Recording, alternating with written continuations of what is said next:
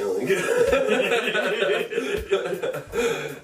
It's my great pleasure today to have on the podcast Cory Robert Elder. He's a great friend and mentor of mine, and I believe he's one of the great realist American landscape painters of our generation. But a lot more than that, he's one of the greatest craftsmen I've ever personally met and had the privilege to learn from.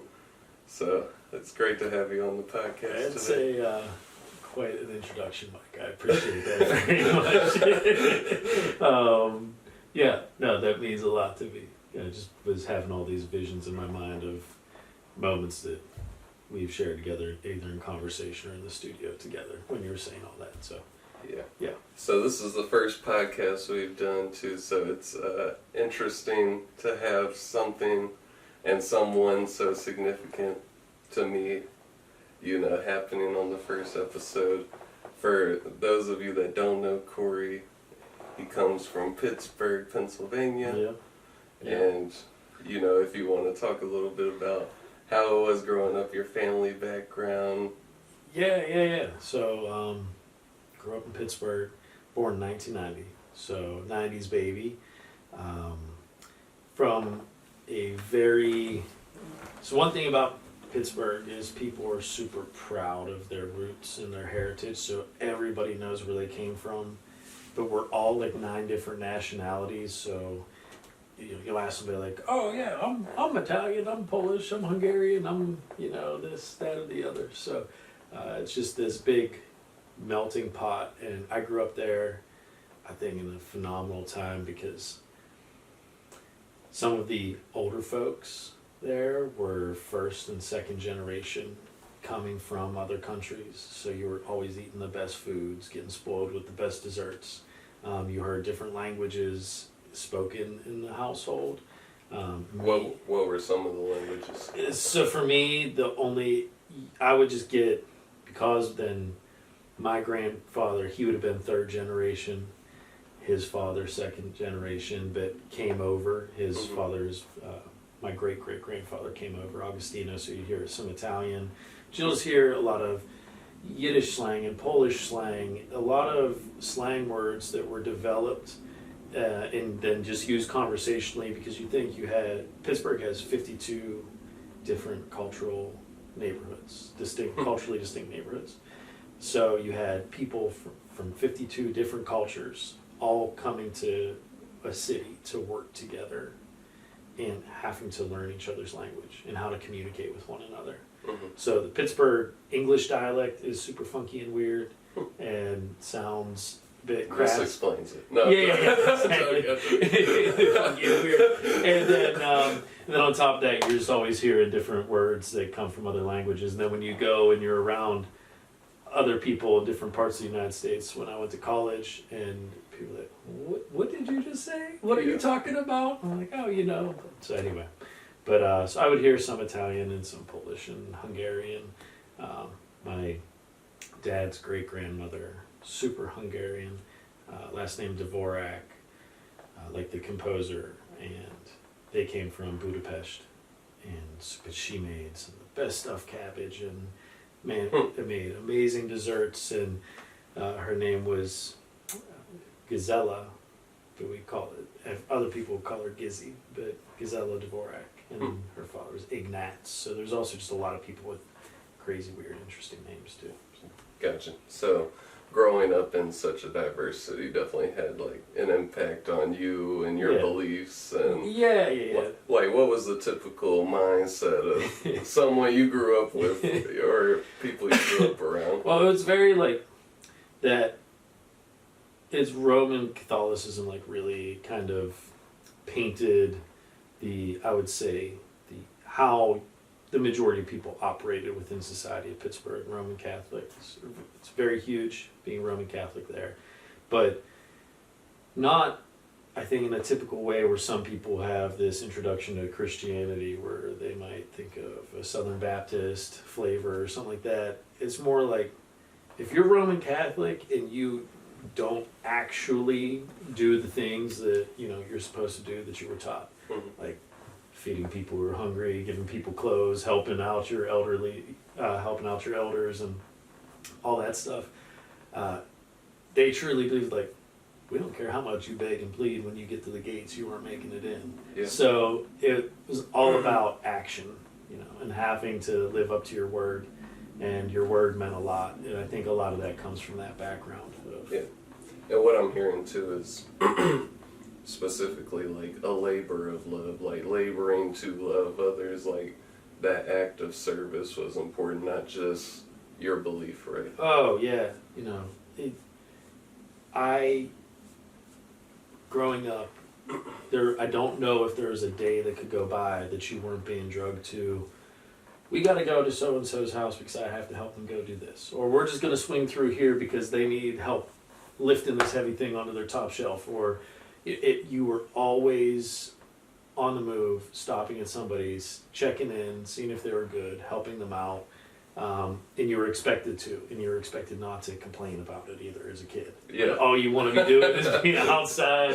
Like, oh God, we got to do another drop in. Come on, let's try to get home. But anyway, there was a lot of that growing up. It was, yes. And for those of you that know Cory, you know that is something that still sticks with Cory to this day. I can't stop moving, and I always have to be doing something, or I have a really hard time at preserving my own time, and cutting out time for me. It's something that people who are close to me will point out and be like, hey, you should go to the studio and paint. You've done enough. Yeah. Like, get out of here and go home. So it's a lot. It sometimes does consume me. Yeah. Gotcha. So now that you bring up painting, right? So you are a great painter, a phenomenal painter, and Thank you. teacher. Did you in your childhood in Pittsburgh have any moments where you were like, oh yeah, I feel like I'm gonna be a painter, Did that ever happen to you? I think I always knew I wanted to do some form of artistic expression. I was always drawing and painting. I was given those small, cheap palettes of watercolor paints. Always had to be nearby. I was constantly painting in those, constantly drawing. I was introduced to the arts through my family and friends of the family, and had a lot of very creative people. Creativity was never something that was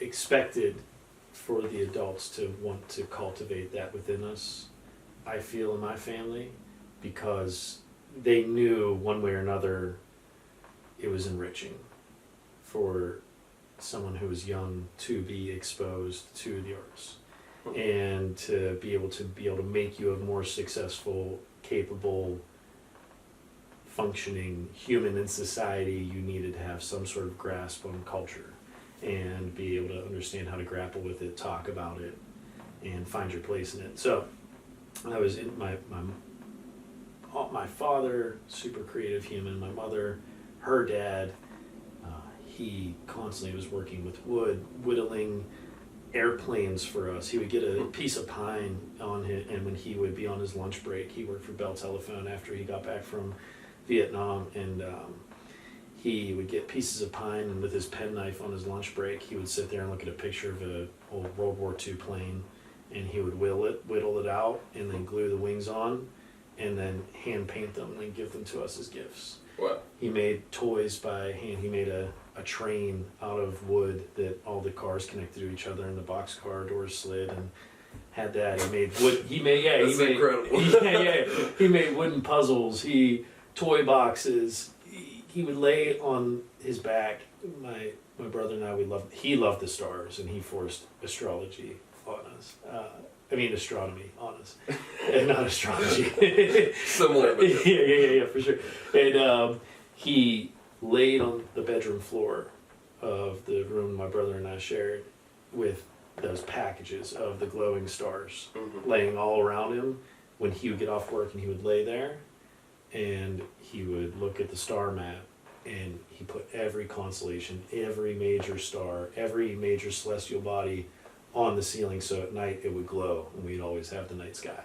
So he was just always reading, I would say very influential in me expressing myself. He just showed me that you could be an incredibly hardworking human.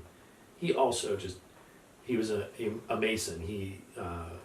A masonry mason. He would lay brick, did amazing brickwork. He could build anything. He knew how to wire electricity. A jack of all trades kind of guy. So I saw that you could be a hardworking, blue collar, sweat of your brow type of person, but then also have this creative outlet, that it wasn't only reserved for one type of person or the other, that you could do everything. Yep. And he seemed like this superhero in my mind. So I would say he was a huge influence. Gotcha. In that for me. Gotcha. Yeah, and then that made me want to paint a lot, and he would encourage it. And one of my earliest memories of engaging with the painting in a different way than a traditional way is my father took me to his one friend's house for like a holiday, a family holiday, get together. And this gentleman had a bunch of art books. His name was Richie Schreiner. And he had a bunch of different art books. And he sat me down in one room and he just gave me some books to look at. And the first book I opened up was a Frida Kahlo book. And it was chronological books, and one of the first few paintings I opened up to in her early painting career was one, I think she titles it My Birth, and it's this crazy, gruesome image. I was 5 years old, 6 years old maybe, of a woman giving birth, but the birth going wrong, and so there's this depiction of that. And I didn't know, the context. There's a lot of art history surrounding that painting and discussions of what it means or who it was of, whether it was her being born or this or the other. But at the time, when I saw that, and then I saw another one of a painting of her in a hospital bed after her accident. And I think that's when I first realized that painting and art, it didn't just have to be these mountain landscapes, or it didn't have to be a still life or a portrait, a traditional portrait. It could be things that expressed deeper, greater emotions and pain and uncomfortable situations. Even though my mind wasn't grappling with it and understanding it at that moment, I was really confronted with these. Richie actually came in the room because he saw me kept turning back to those pages and looking, and he was very patient with me and very kind, and sat down, explained them through to me and helped me understand as a child that what she was doing, what she was trying to communicate. So that was a huge moment for me too, having that adult present to be able to then help me navigate. And I feel like that allowed me to be so much further ahead in ways of how I was looking at art then at such a young age, and was never really pushed away thereafter by any adult in my life of asking uncomfortable questions or painting or drawing uncomfortable things. They never pushed me away from things that would be considered gruesome for a 6 or 7 year old, or sadness or pain or anger. They really let me express all that. So very grateful for that too. So you weren't just painting happy childhood scenes not as a at kid. all, You were actually using it as like a vehicle to really express your inner. Yeah, because I went through, I went through at a young age, so it really wasn't as difficult for me as I'm sure a lot of people. And I think people expect it to be difficult for me, but my parents got divorced, and it doesn't bother me that much now. At the time, though, I look back and I'm like, oh, well, it did bother me some, because I would draw myself in these situations, and you could tell that the self in those was experiencing a lot of pain or anger or confusion. And so my self-portraits then as a kid were, I think a lot of parents would have been like, it's kind of dark, you need to go talk to somebody. But my parents were like, it's dark because it's a dark time for them, so let them work it through. Let them work it out. So they really didn't steer me away from that at all. Gotcha. Yeah, that's rough. But it's, interesting definitely how you're, already at like 5 or 6 forming your identity through this mode of expression. Right, yeah. So when did it ever, and I know you're still working through it now, but like, and I guess you're always working through it, but when did it become something where you were like, okay, now I could see, you know, it becoming a profession, the thing that I do with my time in total or in some committed way? Yeah. It would have probably been when I finally made the decision to go to college at Savannah College for Art Design. Prior to that, it was the thing I looked forward to most in my academic day from junior high through high school. But I didn't think it was a avenue in which I could call it my job, right? And so that was a big shift for me, because I remember then being energized my freshman year of college and really believing that I would write things down and say, well, I have this feeling that, you know this, and I'm sure we might touch on this more, but I'm very proud and enjoy the idea that the conversation that I'm having in art is something that is going to eventually have art historical context and a relationship with other persons and goings on and other paintings that were happening simultaneously with contemporaries, that there's some conversation being developed there.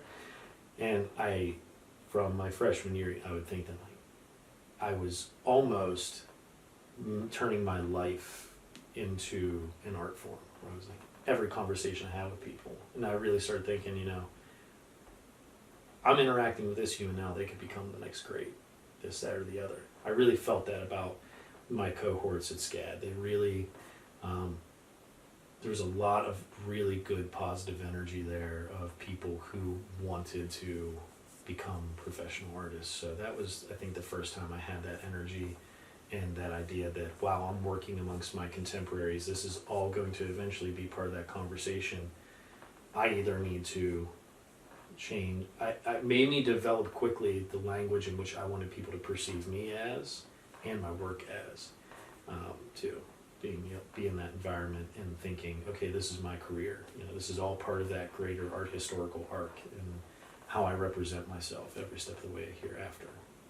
So when you went to college, it was more about, maybe before college you never felt like there were people that had similar creative abilities as you, and then when you went to college you were kind of dove into a world where everybody's got these creative abilities. Yeah. You know, because you can feel like there were talented people where I went to high school, very talented people that I appreciated what they did, and I thought they were better than me, and they probably were at the time, to be honest with you. But you have enough people that tell you you're good, especially when you're that young, and then you really believe it, and then you get into that environment, and you realize, like, wow, we were all the best in what we did. So I think at the time too, I was a little competitive, and I would get upset if somebody got more praise during a critique or something. I wouldn't get outwardly upset, but internally I'm like, all right, well, I got to do better than so-and-so next time. Yeah. I created these competitions in my mind that really pushed and drove me. And it's really interesting because a lot of people don't think of art as being competitive. Mm-mm. So maybe you can talk about like what it was for you that drove that competitiveness, or was it also a societal thing, or how did you feel about it? Yeah, I think it was one of those things where, wow, that's a big can of worms, because I think I could just dive back into some other stuff of, you know, things that were told to me when I was being raised about having to be that type of person. Having to be what, like the best? Having to be the best, because it was one of those things instilled in me, and this might sound crass, or not crass, but harsh, and I'm paraphrasing, but nobody out there is going to hand you an opportunity. You have to get yourself A. And B, everybody out there is competing to take your spot. So you have to be the best, and you have to be a go-getter. And if you aren't, somebody else is out there doing it when you're not, and you have to go get it, period, end of story. That type of idea was ingrained in me from 10, 11 years old, because I came from people who came from nothing to being then in middle class and having something, and then wanting their children to even take that one next step further. So they're just trying to pass on to me the things that they had to do in order to make it. Yep. And then I think I took that then into art school. And I was like, well, if I'm going to make it as a painter, I have to be better than the best person in the class, or I have to have a more well-articulated idea, or I need to be reading those art history books because they are and I'm not. And now I look like a fool when I'm standing here and they're able to talk about certain people and events and I have no clue what they're talking about. So it made me not ever want to be left out of a room or a conversation. Yeah. Yeah, and I think one of the interesting things as an artist too, I probably understand and can ask this level of depth in a question, but there's also endless continuum of competition in art. Mm-hmm. You're always competing against the best. Yeah. Because it's more about, cultural memory and history and mm-hmm. So it's not only your actual living peers you're competing right. it's also all the other ones. Well, it's funny too, because it's like I'll go into museums now, whereas before I would just be, this wide-eyed, awestruck, big old doe-eyed little Bambi walking through a museum, just like, wow, they're so good, and having this love and adoration for these painters. And now sometimes I'll walk through and I'll catch myself and I'll feel so funny and guilty and weird about it. I was like, that Monet's not really that good. Why is that hanging up here? Like, what was Pizarro thinking? Or like, I can be better than that. Or, or like, damn, like he really did make that mark. I have marks in my mind that are burned into my mind that I know other painters have made, that I know I haven't made a mark that good. I can see marks that Sargent made on shoes that are just one stroke, that are flawless, that I've never made a mark that looks close to that. I have a few Sargent marks in my mind. So yeah, I have both feelings where I'll realize, like, man, you realize you're talking about Monet right now? Like, you really trying to start beef with somebody like that, or are you really trying to compete with that? Like, and it's like it's a friendly competition sometimes. I really, now catch myself, like you said, not even just competing with my contemporaries, but now when I feel like I'm in a comfortable space and knowing my brand and who I am and what my artwork is and what my subject is. Now that I'm comfortable in that space with myself and with my work, I'm able to look at it, backtracking our conversation a little bit, from that greater art historical arc, and start then incorporating, like you're saying, some of these figures from the past. It's like, okay, what makes this Pizarro so successful? Yeah. Why am I not doing that in my work? Why, where you look at a Pizarro, and one of my favorite things when walking around in the Met with, him, but my greatest mentor, Roger, when Roger Walton and I are walking around in different, he'll say, look at that Pizarro. Look at all the blacks of all those windows. There is not one that is the same value. There's not one that is the same hue, the same shape, the same anything. They are all specific and different, and the variety is phenomenal. And so now those are the conversations I'm having when I go into a museum. I'm looking like, okay, how can I be on the same caliber as these people? Yeah, that makes a lot of sense. And the other part about it, and we'll get into it now, I guess, is you're in college, so now you're feeling a sense of competition, but you're also meeting some of your greatest mentors like Roger. Mm-hmm. Yeah. But then at the same time, there's also this underlying competition that we all deal with in the United States, at least, of making money, the monetary competition, right? Which is a totally different aspect for an artist. I don't know if you want to talk about kind of what you've seen even in your mentor like Roger. Mm-hmm. Just how that experience from college, out of college, works for an artist. Yeah, I think so. One thing that SCAD tried to do was they tried to do a really, at least for us, I don't know if every department or program had this, but our department had at least 2 professional development courses before we left, and tried to introduce us to literature that talked about what it would mean to have to approach a gallery, what it would mean to have to write a grant or do this, that, or the other. Do you have your website together? What's your artist statement look like? Does anybody care about what your artist statement says? How good is it? Was it terrible? Rewrite it, you know, and really did do a good job at helping us with that. I don't know if any amount of classwork then could, especially not against them, but the art world that a lot of these people teaching exited prior to them teaching. There were some that were represented at galleries and were currently participating in that. Professional art world, right? The commercial art world.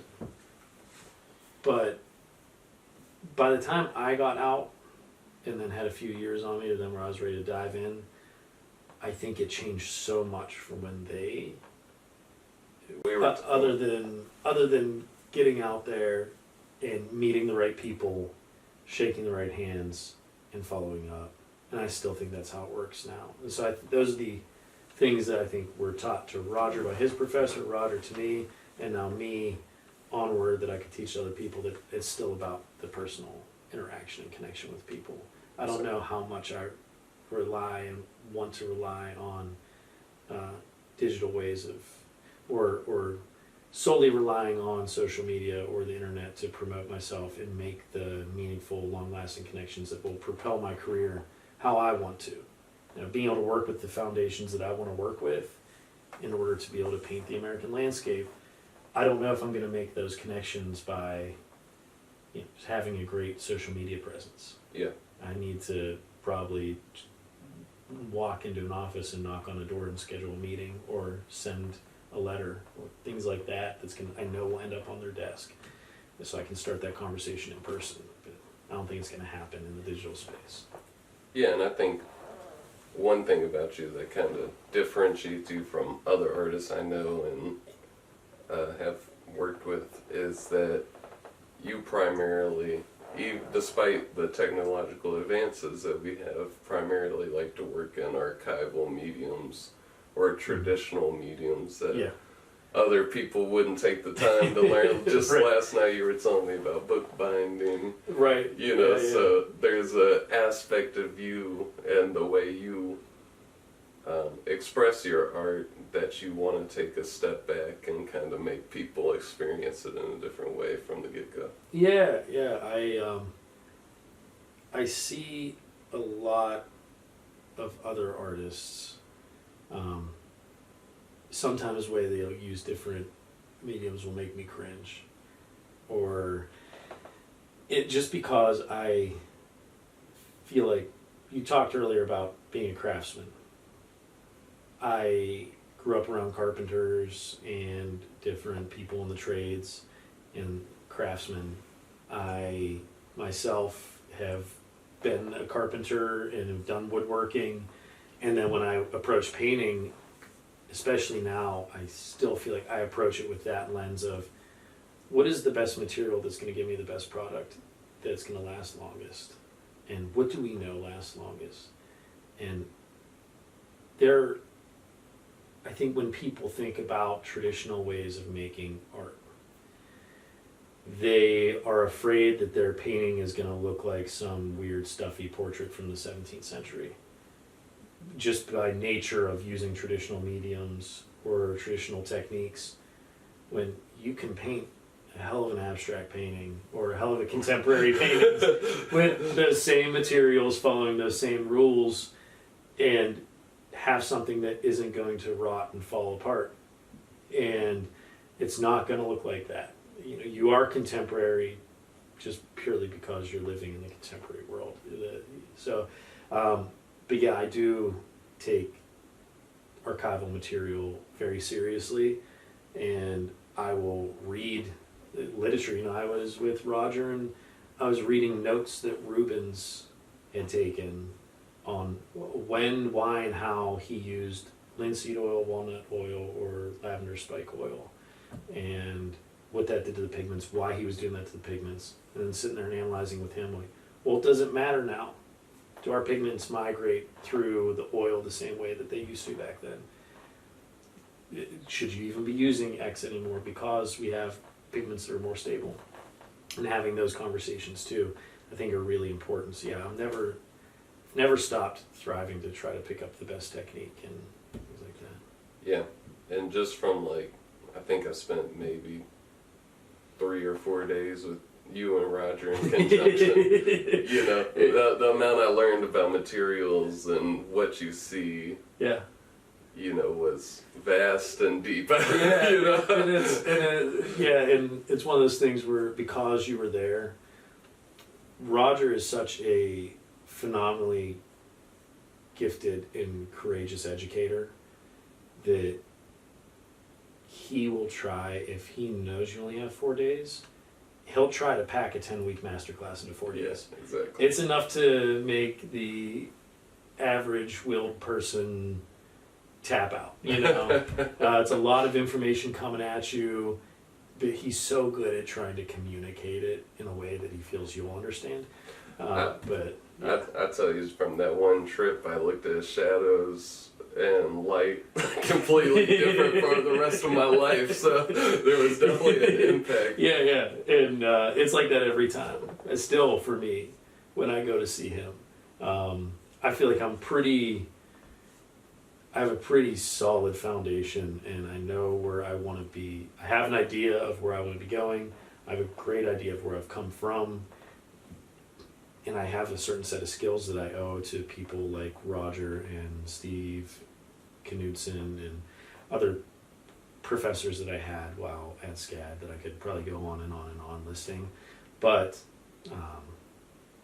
when I go and spend time with Roger, just when I feel like, oh, I'm good, like I understand this or I know that better, he just surprises me again and gives me a new set of information to look at, or a new perspective, or a new painting that I'd never looked at before that completely changes my mind. And there's so much information in that man's head. It's like, before he leaves this world, I feel like I need to figure out a way to take a USB stick and plug it into the back of his brain, because I just don't know if there's another human out there that can communicate at least well enough to me all these ideas, and I don't know if I have enough time to absorb it all. Yeah. It's an incredible amount of wealth of information. And mentorship's so huge, and because his mentorship with me, him mentoring me has made mentorship something I take very seriously too. So.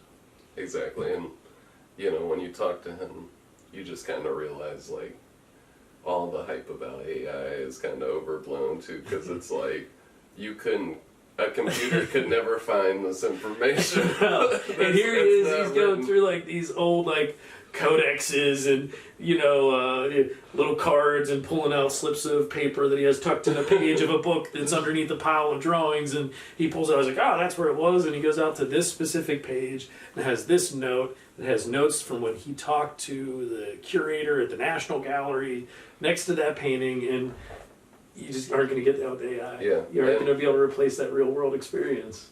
And one fascinating thing about, you know, I'll let you tell the story, but like when you first met Roger and what it meant to not only meet him but also tap into a deeper lineage that you were already interested in. Yeah. So I was already interested in realism. I felt like if you look back at art history, at least the art history books that I was introduced to, and I understand that they may be curated in a very specific lens from a very select group of people, and that's how it was being presented to me, but nonetheless, that doesn't change that it was presented to me in that manner.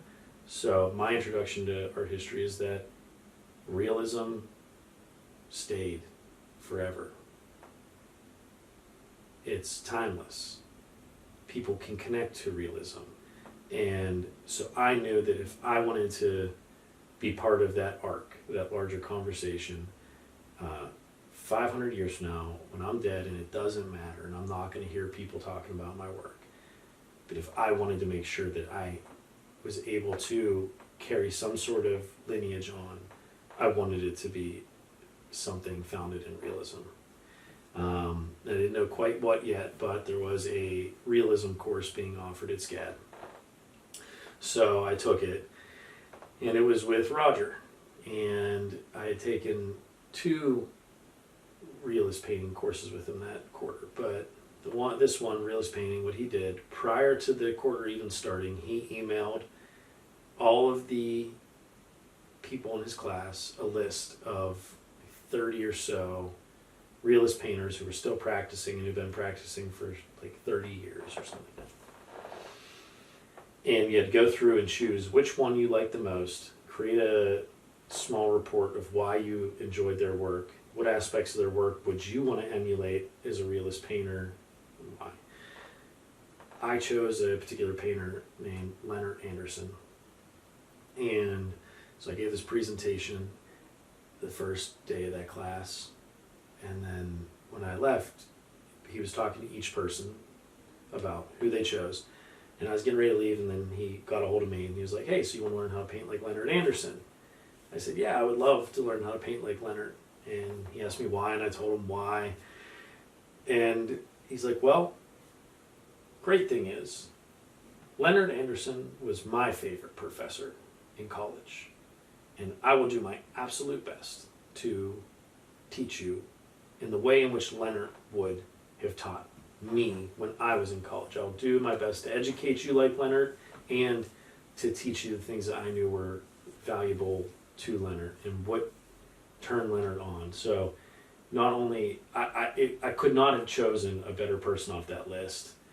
And then to have Roger teach me in a manner in which Leonard was teaching. I was painting this one realist painting. It's of, yeah, you have a picture of it, I think, and it's not that one. So it's a still life of bricks and manual laboring tools and wood, you know, probably all symbols of my past and my history, of my childhood, my history. It makes so much sense now, you know, even looking at it and talking to somebody about it, like, you know, that's exactly it. And that color palette too, that's so Pittsburgh, just yeah, and there's gray. bricks from your grandfather. Exactly. So, but I was painting something in that, and he stopped me dead. And he was like, look, this is not going well. And I thought it was going great. Well, okay. That's very Roger-like. And he's like, your intensity is off. And it's off. And here's the thing. He's like, where is the most... I love it, too, because talk about the things that I just hear over and over and over and over and over again. Where's your brightest bright, darkest dark, most intense, and most dull? And he went through that with me. He's like, where is your most intense color? And I pointed to the yellow cloth in the background. He said, okay, where is that on your palette? And I showed him. He said, no, that's wrong. And he caught himself because he realized that he was trying to then just teach me like Leonard. But then he asked my permission kind of sweetly. He was like, do you want me to teach you how Leonard would have taught me? And I said, yeah, sure. And he's like, all right. And he grabbed my palette out of my hand, took his thumb, smashed together a color that was maybe not the right color, but the intensity. It was the right intensity value for that spot. Mm-hmm. And he took his thumb and he smeared it right over the spot where it was the most. Said, that's where your intensity needs to be. That's where the relationships need to stem from. You are not allowed to touch that mark until you adjust everything else in your painting accordingly. And then walked away. And I'm like, man.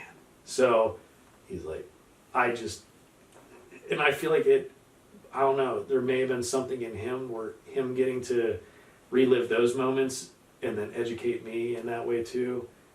Maybe it was just as amazing an experience for him as well. I'm sure it had to have been.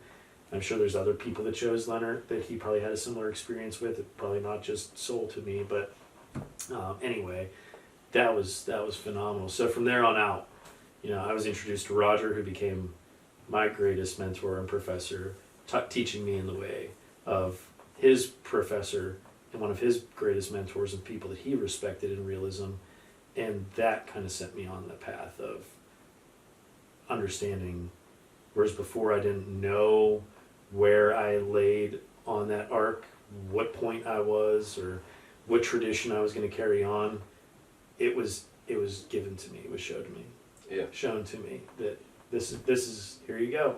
Yeah. You wanted a tradition to protect and to carry on. You got it. Yeah. You know, you get what you asked for. Yeah. Sometimes, and I couldn't run from it after that. It's always followed me. But, you know, with that being said, after college, you did, you know, take some detours. I did. I took a hard left. You know. Yeah. So before we exit, I had a photorealism phase. Painting. During college. During college, yeah. And I had this photorealism, this painting. It was 4 foot by 6 foot of this old theater in Savannah.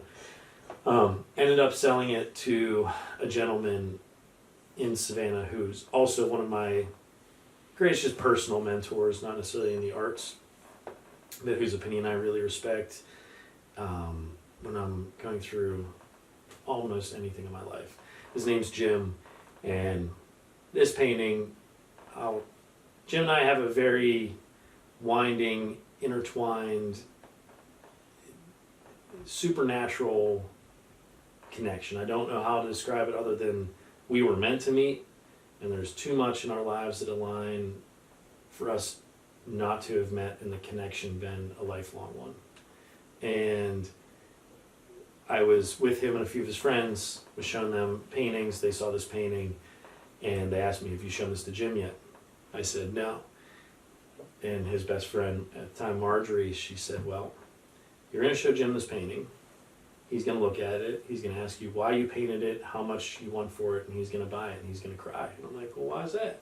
She's like, I'm not going to tell a story. You're going to. So Jim comes back from the restroom. Marjorie says, Cory's got something to show you. Showed it to him. He said, this is a painting? I said, yeah. So why'd you paint this? I said, well, it reminded me of my grandfather telling me stories of when he would be a kid and go into the theater and had a pocket full of nickels and was going to see movies all day, and I was just feeling really homesick and really missing my grandfather because family is something super important to me, and I've lived away from home for so long now, sidebar, and still is very important to me and something I miss a great deal. But anyway, at that particular time I was very homesick, so it was about my grandfather and me wanting to be there with my grandfather. And Jim started to get teary-eyed and he said, well, Cory, my grandfather owned that building. My grandfather was shot and killed in that building. Wow. How much is that painting? I need to have that painting. That's my painting. And now he still owns it. And it's with him in Atlanta now. So, another great mentor I met in college, but that's crazy. through that painting, yeah. Yeah, that's an incredible story. Yeah. Yeah. So then we'll Yeah. go into after college. After college, yeah. So what happened there? There's a few adventures in there. Yeah, there is. So right after I was getting ready to leave college, and one of the things I was very frustrated with myself in my realist work is I thought, man, I really don't understand form well enough to be painting these complex paintings with an environment and a figure, things in the distance in the background and objects in the foreground and a figure interacting with all of it. It's just falling flat. I wasn't happy with it. I wasn't happy with it was starting to affect my well-being because I was really doubting my ability because I just couldn't convey things I knew should have been being conveyed better. I was failing. And you were hardest on yourself. Oh, yeah, still. Yeah. Still. To a fault. And it's like, okay, well, no better way to learn form than to learn how to sculpt. Yeah. So I put in an application to be an apprentice and an artisan craftsman at a sculpture studio in Boston called Skylight Studios and Juice Gallery. Juice Gallery houses the Caproni collection. It's might be if not one of the largest collections of plaster casts in the country. Wow. The Caproni brothers were from Italy. They brought it over, and they're to the United States. Started this in Boston, gentleman who hired me inherited the Caproni collection, and they still do very finely crafted plaster casts for educational purposes and for people's homes. Mm-hmm. Life-size replicas of the head of David. Yeah. They still have some of the old piece molds, which is a very old way of doing this mold making, there in storage that you could see that the Caproni brothers made themselves. They put plaster directly to the surface of the statue of David. That's crazy. What the heck, you know? Yeah. I'm just surrounded by this stuff now. It's like, well, you wanted to learn how to do form. They accepted my application. I Yeah, moved to Boston. no better way than Michelangelo. Yeah, exactly. So then I moved to Boston, and there, you know, I got put on working with clay, doing some smaller stuff, working a lot in the plaster casting area, doing some restoration work, which I enjoyed, things that would be broken, getting to resculpt and put things back together and get them ready to be sent back out, and getting to do that. So I got to work there with a bunch of incredible people who, best mold makers in the country. We were getting marble sculptures shipped up from Savannah, Georgia, actually, from Cumberland Island, and man, they made molds of this old sculpture. They resculpted areas of it with cast stone, and then made molds of it, and sent the new one back. We were getting artifacts from different museums across the country that needed restored, and they wanted replicas made of.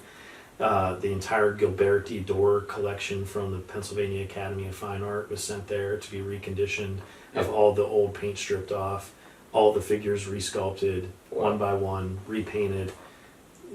Incredible stuff. I got introduced to exactly what I wanted to get out of that. But sidebar, when I was painting, not sidebar, but detour, when I was painting, you know, the whole reason I wanted to go there was so I could learn form. Yep. And then I started painting abstractly. And got funny completely these threw things work. realism out the window. And then, yeah, you know, nice ride. And then started painting abstract and was only focusing on color, form, all the elements and principles of design. I was trying to make it devoid of form at that point. Yeah. So you get the bus and you throw the figure and landscape out the window, and then you start doing things like this. Yeah, this one. So this is really funny. So when I was in college, part of the realism train that I was on was narrative painting, and I created this mythology that I had created a language for, and I can have this language that I still will write and take notes in now. It's phonetic, based off of English and some Old English and things like that. But anyway, this particular painting is called Rabbit Chase.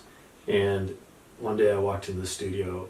I was just started dating somebody, super excited, and this older Greek guy that worked there named Yorgos Stratachis, George, and he was like, "Why are you in such a good mood, huh?" I'm like, George, I'm just like, I'm young and in love. Let me be, man. Come on, He's like, all right. Come over here. I'm like, all right, George. He's like, listen to me. Why does the dog always chase the rabbit? I'm like, quit busting my balls, George. I don't know why. Tell me. He's like, because it has sweet blood. And he's pretty much like, you're not in love, you're in lust. Yeah. Get over yourself. Everybody does this. Get out of here, Yeah. I was like, all right, so in my language it says, why does the dog always chase the rabbit? And then you have that red streak that goes across it. And then there's some things to implicate, like a rabbit bouncing around. And yes, that painting is all about lust and not love. And I actually painted that while still dating the person too. And I never told her initially, what it all meant, because I didn't want it to affect our relationship, even though I feel like this kind of, in a way, symbolically sealed the coffin on that one. So, all right, so this language, right? Like, when did this start happening? Like, has this always been a part of? I've always been fascinated with writing in code and having my own language that I could speak. Da Vinci writing backwards, or Yeah. people having different. I loved when it was the challenge where they would give you a set of symbols and it would say a sentence, and they would give you what letter one symbol was, and then you had to try to figure out what the sentence was based off of. I loved decoding those sorts of things as a kid, so I always wanted something that I could keep secret to myself. Gotcha. Or if there was anybody close to me that cared enough to learn it. I have 24 notebooks that's all you see in it. Yeah. It's just that. Wow. So if somebody doesn't learn how to read it before I lose my mind, then all of it's gonna just sit there and like, Cory, so that's on you guys. that's on y'all. Like, I don't have time to go back and transcribe it. No, it's too much now. I don't know if I even want to relive some of those thoughts either. Yeah. That might be best not for me to go through. And it was a code to protect yourself. Yeah. It's like I was able to lock those demons away, and now they're gone. But I really used it a lot because in this work, because it was part of being able to it was a through line from the narrative into here. So now I'm able to add words into it that just look like symbols and abstract shapes to other people. But there is a written narrative there. Yeah. And so then I would have conversations with the words back and forth, a call and response sometimes with them, that I enjoyed. Yeah. That's awesome. That aspect into it a lot. Probably some of it in the painting behind me too that we worked on together. Yeah, that one's called Allure. Is there a story behind this one there? The anglerfish. Yeah. How it has the thing that dangles. Yeah. Yeah. I got it. Pretty much That's it. a good one. It is. That's a good one. But then any metaphor you want to make out of that, I'm sure of being, Gotcha. I once again, I don't look back in a negative way on a lot of relationships that I've had with other people, whether they be romantic or friendships. They all happen in certain ways, but I feel like relationships that I had during that period of time probably felt very much like I wasn't the anglerfish. I was the sucker chasing after that little light, in the dark, and that's how I felt when I painted that painting. So. Yeah, is relationships like a major theme in your work? Like, do you tend to make work, romantic or otherwise, like you said, non-romantic example would be your grandfather inspired the painting that Jim ended up purchasing and collecting? Yeah, relationships were a huge theme, and something that my interactions with people were huge, and trying to, I think, fight through understanding the archetypes that different people represented. Yeah. And my role in that and my response, but trying not to make it too much about me and do a bunch of self-portraits or things like that. I remember one conversation a professor had with us at SCAD during one of our professional development courses. She said, good? Yeah, I'm good, my bad. You're good. One of the things that she said was when we were trying to decide whether to do a self-portrait or your artist statement was just all I statements. She said, what makes you think that anybody actually cares about you? It's about their relationship to your work. Can they see themselves in your work? Can they relate to it? If you make it about me all the time and you do a bunch of self-portraits and you suffering from this, that, or the other, like, sure, that's great. It might help people understand where you're at in that point in time in your life. But if your entire art career is consistently based off of just your soul experience and nobody else can understand you, and it's all about me, nobody's going to care. Yeah. So anyway, even if the works were about my interaction with those archetypes, I tried very hard not to make it about me, but then also those, I think, are themes that are universal. When you talk about love and despair and these major themes that you can find, pure evil, like you can find people who represent those things, and great authors are incredible at that, great playwrights are incredible at that. So finding people in my life that I've had an interaction with that when I feel they are an archetype like that, I would try to create a painting based off of it. Yeah, that makes sense. Yeah. Makes sense. What about this one? Oh, that one This seems like a big shift from even the last two that we looked at. yeah. So this is very clearly, I was aching to bring some of that form back. Yeah. This is when I got to Pittsburgh. So I left Boston. So how long were you in Boston? I was only there for a year. I sometimes really regret not staying longer. I wish I would have in some days. Yeah. There was so much more for me to learn. I don't think emotionally, mentally, I was in a space where I was capable of doing that. And at the time, it made me feel really weak for not being able to stay. But now I feel better about it. But I had to leave, so I left Boston, went back to Pittsburgh for about a little over a year, and had an awesome home studio there that I made a lot of big moves in. And when I got back, I painted this, and all those where I was doubting whether or not I absorbed any information and knowledge from the sculpture studio. Yeah. I started to pull forms out of abstract shapes like that. And Yeah. like, oh, okay, you were actually touching these sculptures and understanding how form turned and moved through space. So Yeah. it gave me a lot of confidence that I actually didn't waste my time there, and that I learned something from it. So this one was just solely about that, nothing Gotcha. more.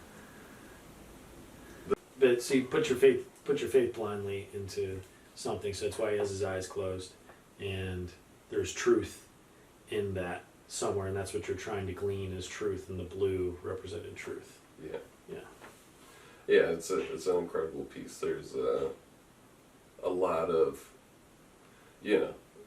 things that reference even that session with Walton where he smeared your canvas. Yeah. Oh yeah. In here as well with the Yeah. left side of the painting, so yeah, it's a full circle in the figure, and then all of that's coming out of the forms of abstraction you've been dealing with. So is this towards the end of your Pittsburgh experience? Was this also the only type of art you were working with, or like maybe talk a little bit about? When I left Boston, I missed working with the material of the plaster and the burlap. Yeah. So, and I still love that material, something I would love to return to and use, but it has that, I could interact with it in a very physical way. And dipping the burlap in the plaster and watching the plaster harden, seeing how it cracks, being able to add pigment to the plaster, that sort of thing.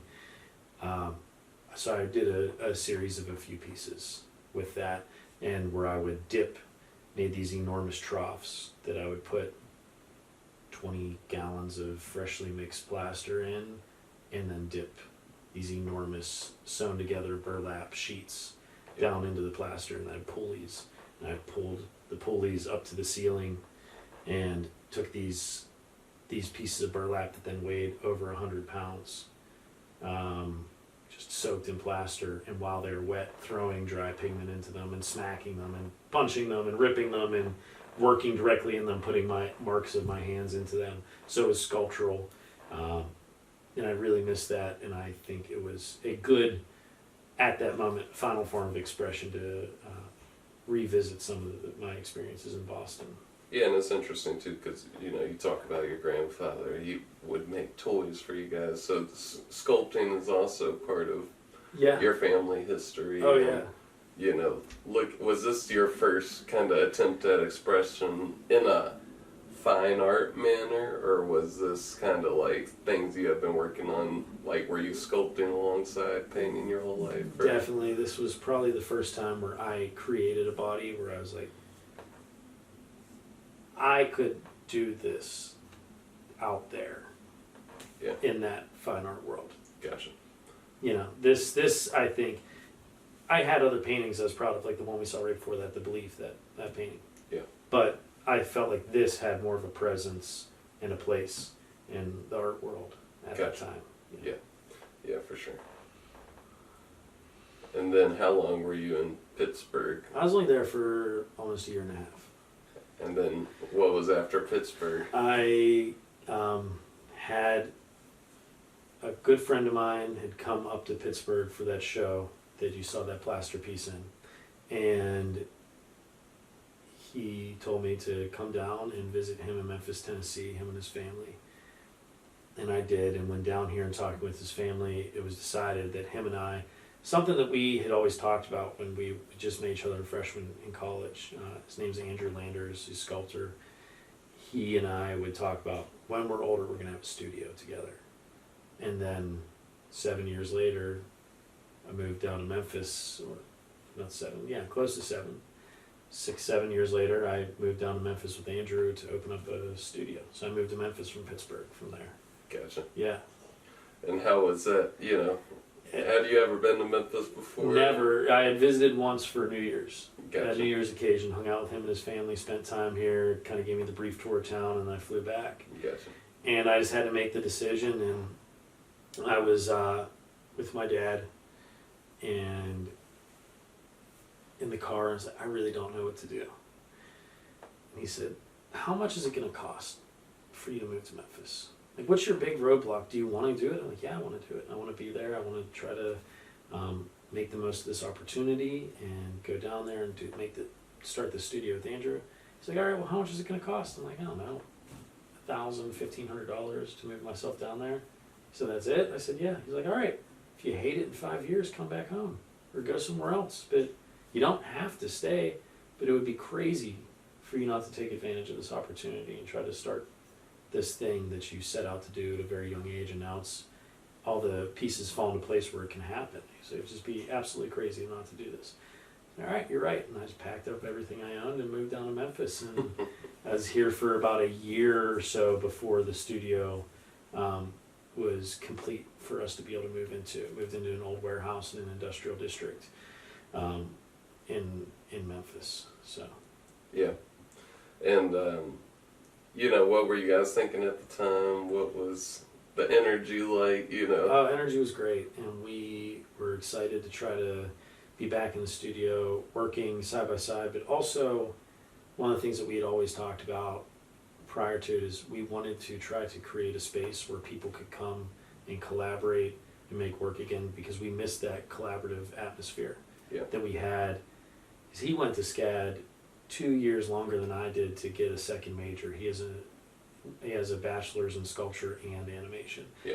And so he had been in even longer, and he really missed that atmosphere too, of working with other artists and participating in those conversations. So we wanted to not only have a studio for us to make work in, but also for other people to come to be able to make work in as well and participate in those conversations.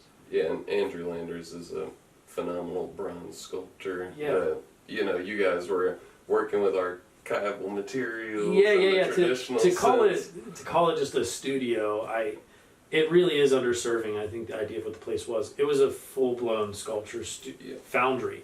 You had pour bronze and steel there. Yep. You know, we had a screen printing studio, a painting studio.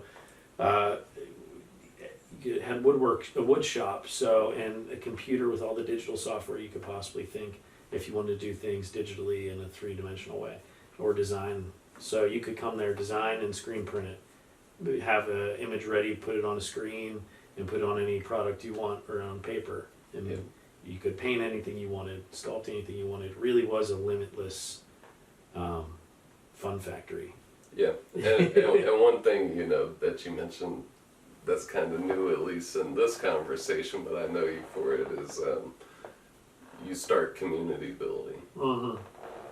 So how is that, you know, different from just focusing on your own work versus... Yeah, the community building aspect of it. Because briefly when I was in Pittsburgh, I worked at a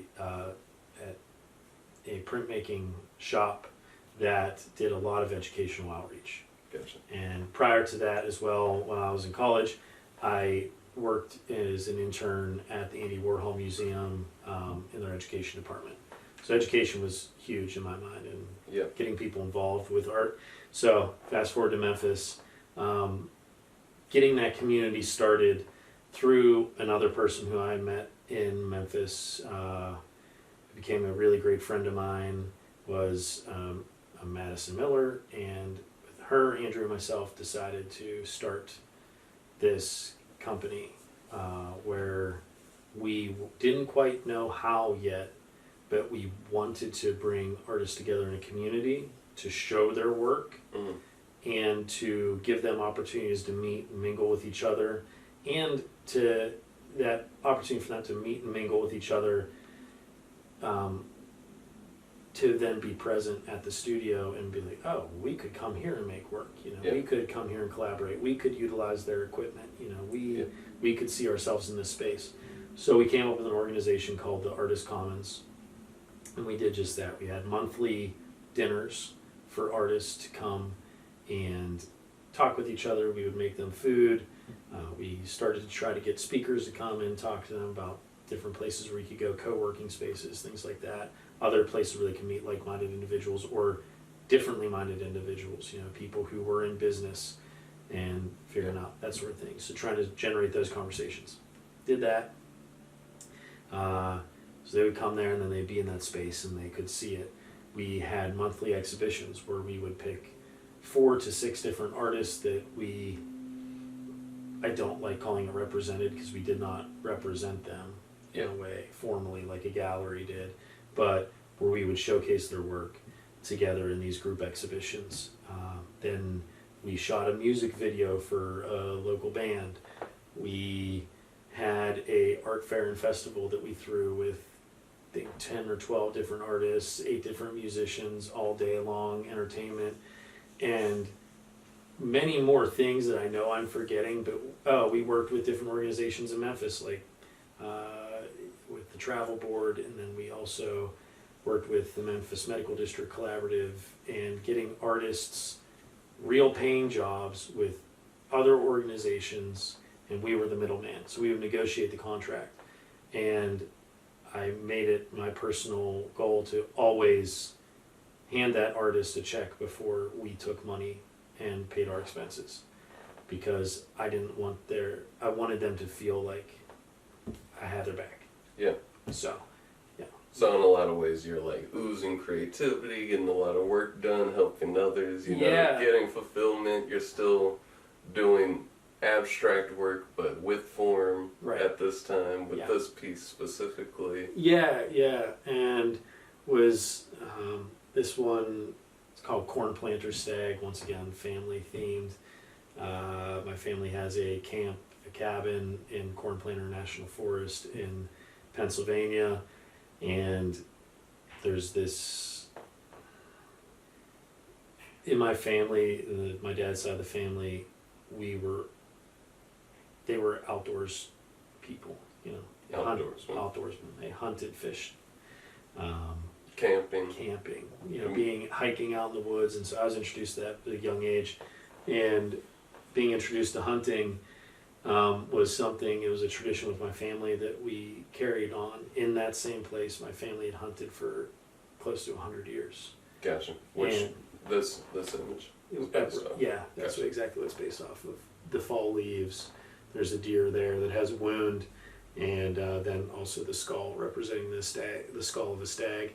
And then the silhouette of the mountain that you see is the mountain in my mind that you can see from overlooking the river behind my camp to the mountain adjacent behind our property. Wow. So that's what that painting represents. Gotcha. And then sort of during all this kind of high rise that you were feeling, also... We got all that accomplished in 6-7 months. We were on a high, and we were doing project after project, show after show, dinner after dinner, music video, art festival, growing. Finally felt like we were going to be at a point where potentially could have turned the thing profitable, because it wasn't profitable yet. We were dumping all the money back in. In the middle of all of that, and then I had a pretty terrible accident, and which really just changed a lot in my life. It changed my relationships with other people. It changed my relationship to my artwork. It changed your life, just in general. It definitely maybe I wouldn't say the single largest defining factor in the current trajectory of my work, but it altered my life in such a way in which I had to make a big change. Yeah, and if you're willing to share what happened to you, just, for the audience context. Yeah, I was at a gathering at a friend's house one evening, and me and a buddy of mine from out of town, actually I went to SCAD with, came in, and we went to this get together. We were leaving. I had to be back home in Pittsburgh the next day and stuff, and he was meeting up with his girlfriend. We're leaving the house, and screen door opened up. I was standing there. Screen door hits into me. I take a step backwards into him. He takes a step backwards into the railing of the house. There's a lower railing on the second story balcony. His knees buckled. He took me over with him, and we both fell from the second story of this house onto a pair of concrete steps below. Yeah. And completely, I don't remember. I think it's a good thing that your body kind of does a good job at forgetting pain in stressful situations. So I don't remember much at all. I just remember waking up in the hospital and not knowing really what had happened and having to be filled in on what happened to me. But I broke both femurs, 9 ribs in 16 places, had to have an emergency splenectomy, had my spleen removed. My pancreas was lacerated. I had hit my head, but there was no damage seen to my brain or spinal column, so I was very lucky there. And with some other fractures in my legs and my hips as well. So completely debilitated me. Couldn't walk, couldn't do anything. And before this, you're working at a construction company, you're Yeah. also doing the artist commons, you were like a man on fire. I was a ways. workhorse. On my business card, mine had a horse in the back because we each picked a symbol that represented us. Andrew had an anvil. Madison, she was our social guru. She was a little sparrow, and then mine was a horse because I just kind of got everything done on the back end and had that taken away from me, really. Yeah. After the accident.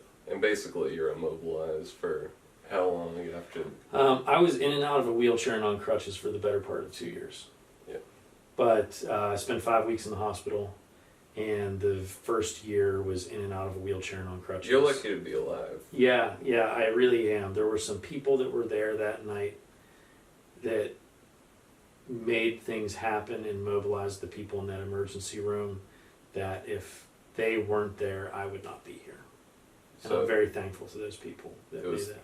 through a thread that you really made it, and you're here with us today. Yeah, and yeah. You're able to walk and paint again and have these conversations. Exactly, yeah, because now, I'm out in the landscape painting, so I rely so heavily on my body still.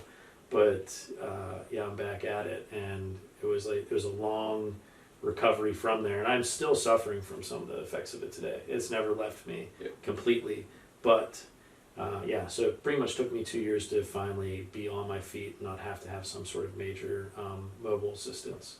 Yeah, and it's kind of fascinating, we didn't really plan any of this out. It's just kind of off the cuff a little bit. I mean, we had a loose structure, but there's details coming out in this conversation that, the first painting that really inspired you was Frida Kahlo. Oh, wow, yeah. So I never even thought of that either. So now you're going through your own trauma and with your work. That kind of gave me chills a little bit. Yeah. It dramatically changed your work afterwards. The next painting you do is totally back to the realism. Totally back to the realism. Yeah, you have it here. I painted this painting right before we did the 4-H. So this was for a child advocacy center. I painted as a donation. The theme was love, and had put out my feelers for. I just asked everybody and anybody I knew, would you feel comfortable posing with another person, semi-nude to fully nude, and expressing love, whether that's. I did not know whether I wanted to be as lovers, as friends, as a deep romantic relationship, as family. I just wanted 2 people that were willing to pose. And I got 2 people that stepped up, and we ended up collaborating to do this. And I titled this one "The Lovers of Phrygia." It's based off of an ancient Greco-Roman myth of these 2 lovers that they appeased the gods and changed the gods' mind of their opinion of this certain population of people on this particular island and spared these two lovers. And they decided they were going to pay homage to the gods by having a temple that they would maintain. But at the end of their life, they wanted to die together. And at the end of the story, the one lover is working outside, and the other goes up and gives them a hug. And then they both die, and they turn into a tree, in two separate trees that intertwine, two different types of species of tree. Wow. And so there was this island that there was two trees from different species that grew together, and that was the story that they came up with for that tree. Wow. Was that there were these two lovers that died in each other's arms. So. And about how many months after your accident did you paint this painting? Or was it years at that point? I think it was probably 18 months 18 or so, months. a year and a half or so. And I met you somewhere in there before this painting. Yeah, you know, yeah, you did. So it is kind of a radical difference. It didn't happen overnight. It was definitely a long transition and metamorphosis from you. And I think because I had the time after my accident to decide to, I had a lot of decisions to make, and a lot of them regarding just pure, I think, emotional, mental survival, of dealing with the idea that my life was altered in such a dramatic way. But then when it came to, do I still want to be doing the community building and working directly with artists? And I really realized that I was missing something that I hadn't had in a long time, and that was having my own outlet and expression for my own work that I'd been neglecting. And then I had to ask myself, okay, well, what do you want to be doing?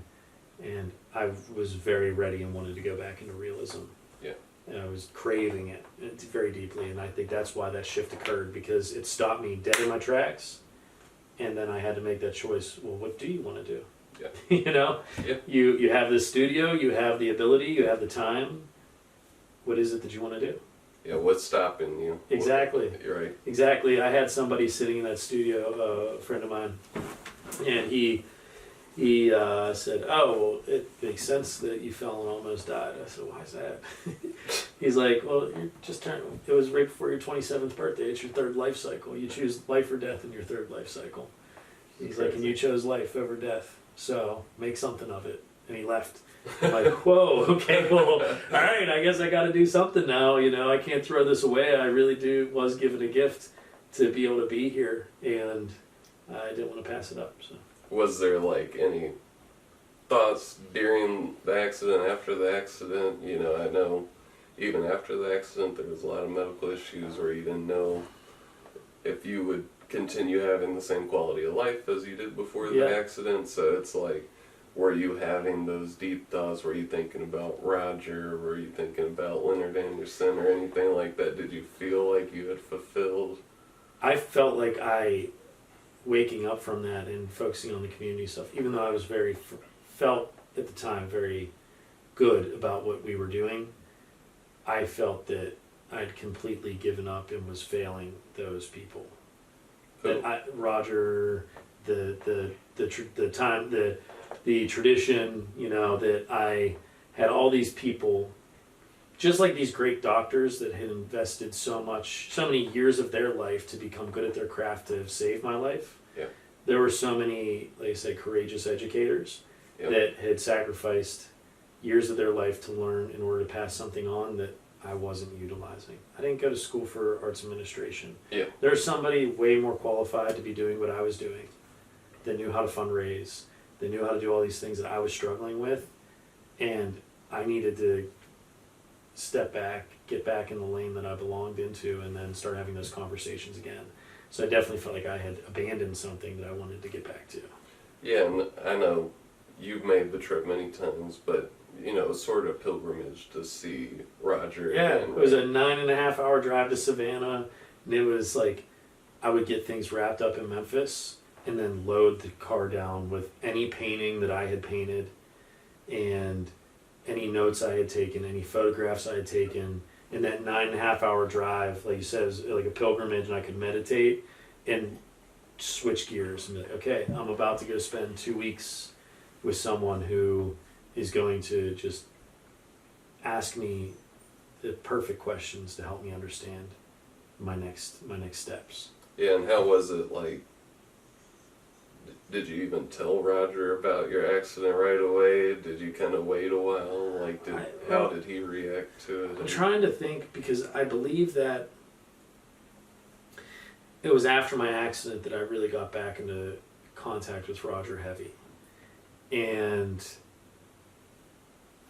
although I introduced it to him, he is such a compassionate human being, especially when it comes to what it means to suffer in different ways as a human. He's gone through a tremendous amount himself. And him and I have been able to have conversations, even when he felt... So when I first started going to see Roger, it was very much a relationship where it felt like between student and professor. And then over multiple times of being there, it turned into a dear friend coming to see a dear friend. Yep. And through that, he just continued to show me this empathy that he had for that, and would share with me how he overcame these hurdles personally and artistically in his life, and things he had to do, and things that Leonard Anderson had to do. Leonard Anderson ended up suffering from macular degeneration. And then we would go back and look at Leonard's paintings, like, you know, he had something that debilitated him, that stopped him. Here's how he overcame it. Yeah. I had something that I've had to overcome, and here's how I've overcome it. You have this thing that you have to overcome. How are you going to overcome it? What does your practice look like? How long can you stand out in the field? What should you be doing in order to work with your body to pursue this thing that you should be pursuing? Exactly. And for those of you that don't know the medical terms, Leonard Anderson was losing his eyesight. Yeah, he was only able to see out of his periphery. Yeah, as a painter. Yeah. As a visual artist, that's... It's actually quite beautiful. I think it's the Macular Degeneration Society of America or something like that has a video on YouTube of Leonard Anderson talking about his condition. And he has a model that he trusts a lot that he would work with in the last years of his life, where he would actually feel the contour of her face. Yeah. And then he would hold his palette up in his peripheral vision and mix the color, and then turn and have her in the periphery, feel her face, grab his brush, put it in, remember the shape that he had felt, and based off what he could see, then turn and put the mark on the canvas. And continue to paint. And the things he painted with such little vision, you would never know. Yeah. Yeah, it's pretty incredible. And then, yes, there's one of his portraits, one of his landscapes. Not probably known as much for his landscapes as his portraits, but his landscapes have the same feel that I love about his work, and he has this homogeny, this harmonious color palette, always. And there's never a defined edge until the last hour of a Leonard Anderson painting. Everything's always blending together, and then finally in the very end he'll tighten a few things up and it just pops. And he does such a good job. Yeah, it's actually a great transition, Michael, between those two. But this painting was then went down to go see Roger. In between this painting, I had gone down and I had done a painting for 4-H of Georgia for a fundraiser they were having, that I got the opportunity through Jim, the gentleman who bought the painting that had the red movie marquee in it.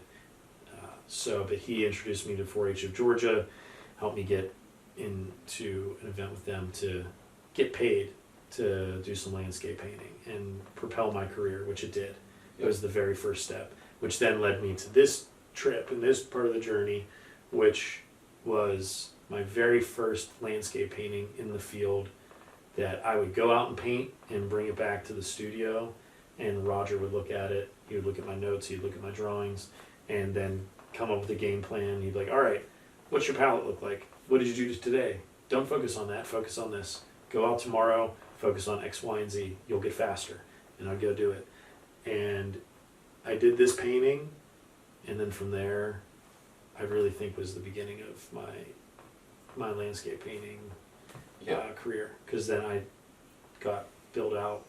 built a trailer that could attach the back of my car, and I drove across the country and went to New Mexico, all over, and just started landscape painting. Was that with the Camry with the hitch? Yeah, Okay. yeah, it was a Camry. Camry. I tried to sleep in the back of that Camry. I'm just too big for that. I was trying to sleep in the back of it when I was in Vail in Colorado, and then when I was again in New Mexico, and I had a place to stay in New Mexico, thankfully. But yeah, it was not working out well. This painting is the next painting after that Savannah one, and in true my fashion, I decided that I would go real easy on myself and paint at Bandelier, which was an hour and a half drive from where I was staying, to get there at sunrise before the sun peaked over the mountain. Mm-hmm.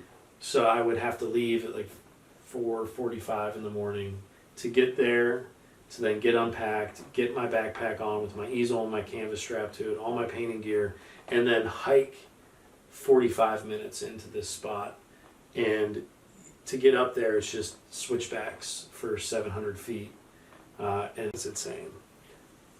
Yeah, that's a beautiful piece. It's really breathtaking. And then you just start going after it, man. You crank out a bunch of these. I do.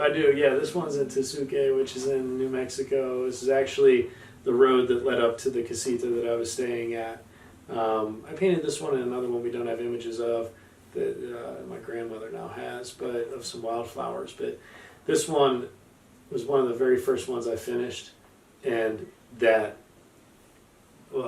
after I would go on one of these trips, I would take all my paintings to Roger. Yeah. And he would help coach me through the next steps. He would say, okay, have anything that's inspiring you? What are you thinking about? And then would offer me his opinions of where I could have been better technically with value, hue, intensity, all those sorts of things. And then I would continue to add to the canvas to bring it to a more finished quality. Yeah.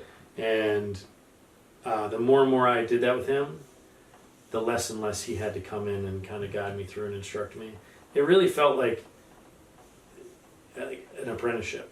Yeah. It is still, in a way, an apprenticeship I had with him. Of course. And this one made me feel so good because afterwards, after I was done, he put his hand on my shoulder. He said, what did he say? He said something like, "This really reminds me of a Corot landscape," or something like that, and walked away. I'll tell you one thing, that's definitely a Roger Walton inspired sky. Yeah, oh yeah. Man, you get every... He has a way of just... When you think you've pushed something far enough, of helping you see how much further you can push it, and be able to get that level of complexity and that gradient is definitely encouraged by Roger. Yeah. It's a beautiful piece. And you haven't talked about it yet, but one aspect of these pieces, it seems like, at least, you're walking, you're hiking to a location, plein air. Yeah. What made you decide on that mode, or what made you come to that realization that you needed to do that? And I think, especially in the 21st century. That's always. I would always joke with people. I'd be like, "What do you do?" "I'm a painter, so I'm pretty much a dinosaur." Yeah. People dig up bones of people like me and talk about, "Oh yeah, a million years ago, people used to do this thing called painting," and or in a traditional aspect, So that's kind of what I feel like. But anyway, the idea of going out into the landscape. There was something that Leonard Anderson said in one of his videos, and I always use it because I don't know if I found a way to say it better. But he said when he was in college, one of his teachers came up to him and was giving him instruction of, you could add more meaning to your painting because of this, that, or the other. And he's like, I took it to heart, and I painted several still lifes after that had some more narrative and meaning to them for me personally. But he's like, what I really wanted to say and tell her was, I paint because it's a beautiful world out there, and I must paint it beautifully. I have to paint it beautifully. Yeah. That call, that urgent, you could hear the urgency in his voice of being like, no, really, it's just about beauty. It's aesthetics. It's nothing more. Yeah. And when I go out into the landscape, just like a beautiful violin soloist can make me cry, I don't go out in the landscape and shed tears frequently. But a good landscape has that ability to arrest my attention and make me stop dead in my tracks. Yeah. And when it does, then you're like, oh, it's just beauty. And beauty has the ability to do that. And then that's when I started realizing, okay, it is all about aesthetics. One of those paintings we looked at earlier, one of the abstract ones that I said right after Boston had the green streak through it. Yep. It's called Aesthetic Spring. And back then even I was talking about like the greatest pursuit of art is solely to try to make beautiful things. That is the most universal thing you can do, is to capture beauty. Everybody can appreciate beauty, no matter who you are. And another thing that Roger always repeats to me after I've had this conversation with him, he'll tell me, you know what Lois Dodd will say, which is another one of the greats in the lineage. He would say, Lois Dodd would say, I can paint that. And so I have that pop in my head all the time. I hear little Lois Dodd's voice sweetly when I'm walking through the landscape and I'm struck by something beautiful, and I hear her say, I can paint that. I'm like, all right. And then you just pull the canvas off and you have to capture it, because you have to paint it beautifully because it's beautiful. Yeah. So it's really just about getting out there and capturing something pretty to take home to people. Yeah. And that sounds really maybe not the most glamorous answer, but to me it works. I mean, we live in a world now where some of these landscapes may not be here just in general, and that's where that urgency comes in of I have to paint it beautifully, because one of the things that I always took so seriously when talking about the history and the trajectory of the tradition of what I do is that you are a visual historian. Yeah. I listened to this lecture one time. The guy was talking about Voltaire. Yep. And how Voltaire wrote when he traveled to London one time, the only reason we have evidence of what we think is the very first experience that somebody ever wrote down about the idea of window shopping is from something Voltaire wrote when he went to go visit London, and he talked about these poured panes of glass. And you were able to see through the window to the store at the objects and people passing by looking at objects that they could not afford. And because an artist decided to write something down, we know what window shopping is and around when it happened. Yeah. These landscapes are going to change. One of them could be a volcano on the top blow off. We could build a dam that stops the flow of a river and alters that landscape drastically. Climate change, a forest fire. There are places that I wanted to paint that have caught on fire that I'm mad that I didn't paint when I had the chance. And that's the reason I am also a historian. Yeah. Being a realist painter, you're a historian. You're a cultural historian, and you're a physical historian as far as the places, but of people and of style and of fashion and ideas too. Yeah, and part of the aspect of this art, and when you go do a landscape specifically, isn't just, here's a landscape. It's, I took these methods, I'm telling this story of this place. Yes. And how you experience it as an artist, as the person that's gone through the experience. Yeah, right? Yeah, because that's your job, is to be able to take that experience of that place and try to freeze those moments in time and bring them back. But in a very, this is one of the things that I look at when we were talking very early on about, going into a museum and seeing somebody do something or looking at a picture of somebody in the past. What Raphael was able to do, that Michelangelo was also able to do. Michelangelo, for example, you wouldn't just have, when Michelangelo, you have a figure and the hand is turning like this, they're not just frozen in that position. The hips might be in a different position than the torso should be. than the elbow should, but the hand should. But they all work together so well, and they work together so well because in conjunction with one another in locomotion, you are watching those body parts fall in line together, and it feels like it's moving. And you only get that because he was able to capture multiple moments in parallel with one another on the same surface. So when painting these paintings, it's not just about that photorealism that I was so interested in early on. Yeah. It's about capturing the gestalt of that moment. Yeah. You know?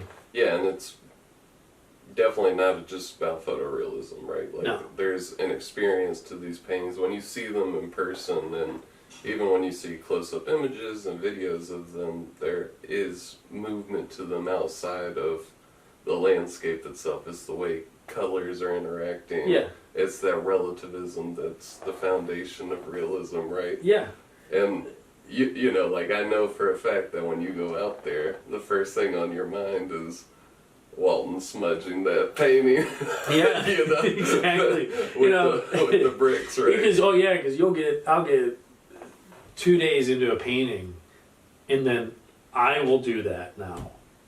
Right? I'll take my palette knife with the color on my palette and just scrape it through something. Like, nope. And completely delete it now.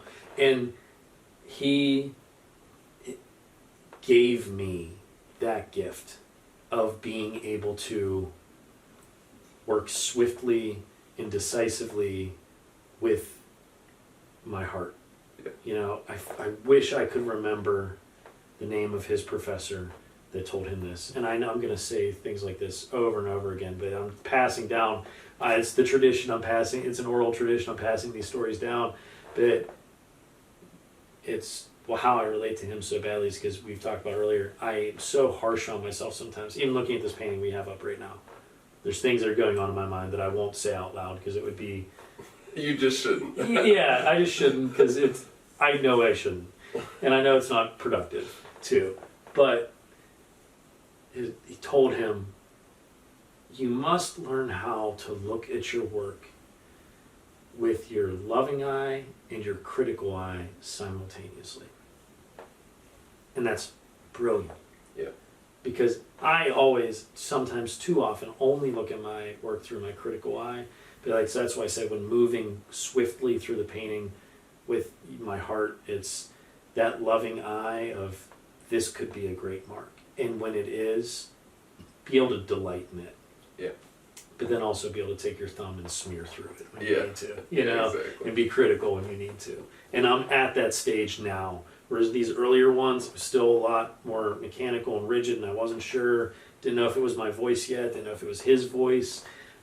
Didn't know if it was my style. And then where I'm at now, I feel much more relaxed that I know that I'm not, this is me. I'm doing it. Yeah. Yeah, this is hundreds, thousands of art pieces later. Like, this is, You're right. you know, it goes back to when you were a kid and, you know, you were encouraged, even if it wasn't a happy emotion, Right. to express it. You know, you've been cultivating Right. this mark-making ability for your whole life. So. Yeah, and I still, it's so funny because it's like I still focus on the thing I get caught up on that sometimes I just feel like maybe it's something I shouldn't worry about, and I get told all the time I shouldn't worry about it by him. But I want my marks to be better. I think back to those sergeant marks.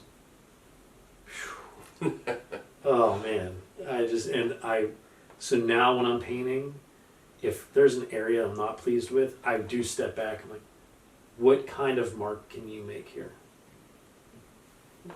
And I'm getting better at that now. But Yeah, and like, I don't know if anyone's asked you this, but how do you choose personal expedition locations, you know, versus, I know sometimes you're commissioned out to go places, so that's chosen for you in some way, but when you do personal expeditions, how are you deciding? And weather, huge. How warm and cold is it, first of all? Right? I take blood thinners because of heart condition I have, with my knees because of the accident. I can be in the cold, but if it's super cold for a few days, I'm hurting after a few. Yeah. And it's just a personal limitation I've had to come to peace with. But weather dependent, but also weather dependent for the time of year. Like, so when I just left Seattle, there were blackberries and blueberry bushes that were on fire, reds and oranges all over Mount Rainier. Yeah. Gotta paint that. You only get one time a year to do it, Yeah. right? The larches when they turn out there. Then one thing I did right before I actually came down to see you here and be here with you was painting in Arkansas. And Arkansas, it was going through peak leaf season. So some of it is just that too. Wanted to capture a moment that's specific to that area or a place that is specific to that area. So Florida, it's the Everglades and the Everglades restoration projects. I love painting at different locations throughout the Everglades that are humans actually trying to bring back the Everglades, which, you know, I'll sound like a pessimist, it's not going to ever happen. It's never going to be the same. But we're trying, and if anything, we're preserving it for just a little bit longer to potentially inspire somebody else to try to become a steward to the environment. So there's that aspect to my work too, where not only do I want these places to be about beauty, but hopefully inspire stewardship. Yeah. So there is a little bit of wanting to find a balance between choosing places that potentially could be accessible for other people to get to. And I love writing down the coordinates, longitude and latitude of where I'm standing when I'm painting that painting, so that if somebody buys it, I can give them the latitude and longitude, say, if you want to see this, it's a 7-mile hike, but here you go. Yeah. Here's your coordinates. And send them off on an adventure, on their own pilgrimage, right? Yeah. And they could have a picture of it and take it there and hold it and look at it. Here I am. But also what's beautiful about that, which I don't know if it's ever been done before, is 100, 200 years later, people can go back to that and see how it's changed. And see if it's changed, how it's changed, how dramatically it's changed. So you're in that conversation with history exactly in multiple ways. Exactly. And that goes back. How do you? When I was thinking, what form of art is timeless? Solely because of the historical aspect of it, realism. Yeah, and it goes back to that word you use, stewardship. Like, in a way, when you practice realism, you're always stewarding a skill set. Mm-hmm. Yeah. You know, I know. If I don't pass what I know on to somebody, it will die with me. Yeah. And the great part is, it's like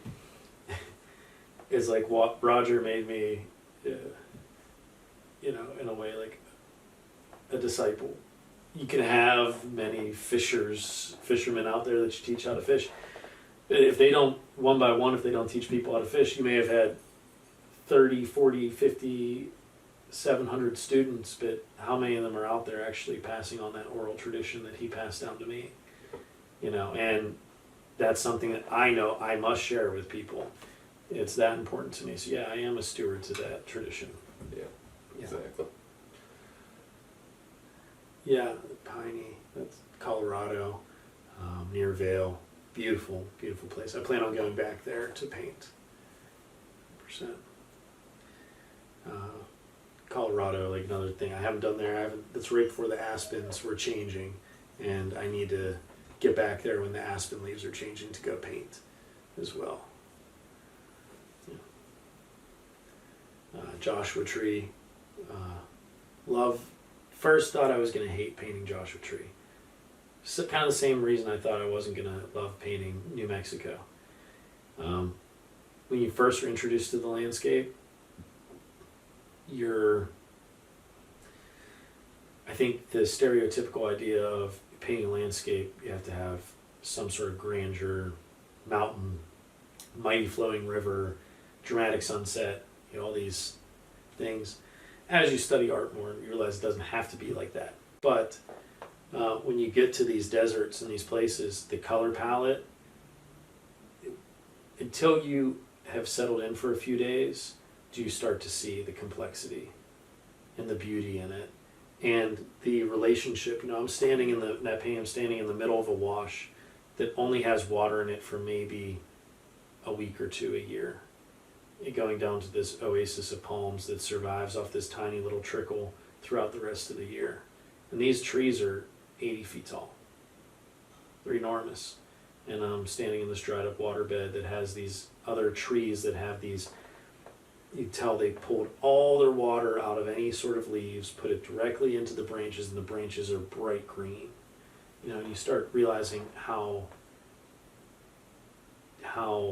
incredibly durable life is, and how it can exist in so many different places, and gain an appreciation for it and the beauty of that once again. Yeah, Monterey, California. I lived out of the truck for like 4 weeks, just out of the back of the truck, sleeping on the side of Route 1. And this painting, talk about connection wise to people and selling it. So I had painted this painting, loved it, one of, I think, most successful of that trip, and a big stepping stone for me as far as going from where I was to there. But painted this, a couple got married that I know, they saw this painting and they're like, that's where we're going for our honeymoon. And they went there on their honeymoon, stood on that beach, stood exactly where that painting was painted, and said, we would like to have that painting. And now that painting is a memory for them that they can hold and cherish forever. And a memory from a time period of, like, who knows, that hillside could slide away. And that beach, that part of that beach could be completely collapsed and caved in at some point. You never know. But this could also then be some sort of historical marker that's very significant to them as well. So, yeah, and then next trip that goes to Florida. And I painted that in Sanibel on one of the, it's a wildlife preserve on Sanibel Island, a little southwest of Naples. Completely actually got wiped out by this last hurricane, so that looks nothing like that anymore. Wow. So it's in a place called Bailey Tract. Some of those were planted by humans, some of those grasses and bushes in there. And that was kind of dug out to be able to hold water to become a wetland marsh for different species, bird species, migratory bird species. And hurricane came through and just destroyed a lot of it. So that is one actually right there that will never look like it did when I painted that painting. So that's a huge one for the history books, I suppose. It's also down in California. It's another part of the Everglades restoration project outside of Del Rey. Beautiful Green Cay Nature Center. Beautiful painting, beautiful spot to go to.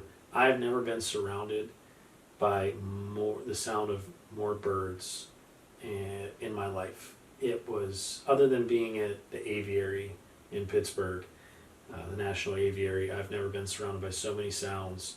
And to think that that used to be an old pepper farm. And then they built berms and flooded it, and then had these patches of islands of trees they let grow in, and planted all these native grasses. There's alligators, bobcat, all kinds of stuff that live in that swamp now, that thrive there because we actually went back and were stewards. And so that's a success story, right? It's not all gloom and doom, but it can be better. Yeah. And then this one, painting actually that you own, but it's I'm lucky enough to yeah. I'm stewarding this one. I'm happy you have it. This was a big one for me too. This was going out to Colorado and being in Red Rocks. And this is the first painting that I finished the majority of the painting in the field. Not the majority. So usually prior to this, I would say half and half. I would do field and then finish the rest in the studio. This one I would say was 3/4 half. And there was a lot of things that needed tightened up and things, but the foundation was there. And it allowed me to retain some of that mark making and not get too tight and too technical in the studio and lose that. So there was a lot of amazing things that happened to this piece that I tried to take forward to the next pieces that I've now been developing after that too. For sure. And I would, it's crazy because a landscape painting. I know a lot of people go through museums and they're just like blowing through them, right? Yeah. And like they're like, I'll come back to this section later or whatever. But as I become better with my relationship with nature, looking at these pieces, you see not only nature's story, but also, your story, the landscape itself. There's all these other aspects outside of the landscape I feel like this is one of the first ones that I painted where when I go to the museum, as I have since I was a kid, go to the landscape section, and I always loved being there. But I used to be able to look at these paintings, and one of the painters that I do it with the most now is Pissarro and then Monet. But where you can close your eyes, it's like you can smell the smells. You can see the pollen hitting the sunlight in the air. You can hear the dead branches rustling against each other. You can hear the peasant woman walking down the road humming the song, or the wooden shutters on the old cottage house slamming because the wind's blowing, baffling in the wind. This is one of those first paintings that I've painted that I felt like I was able to take some of those qualities that would transport me other places and embody them in one of my own pieces. Yeah, for sure. And like owning this piece, whenever I look at it, I'm thinking of a walk. I'm given great pleasure and peace when I see it, because I'm like, there's still a journey in front of me, and the skies are blue, and the sun's just rising. I went there every day before the sun rose, kind of like the Bandelier one. And as I was hiking in, I'd feel the sun start to hit the back of my neck, and then I'd get to the spot, and everything was just this orange glow of the morning sun. It was just surreal, absolutely surreal.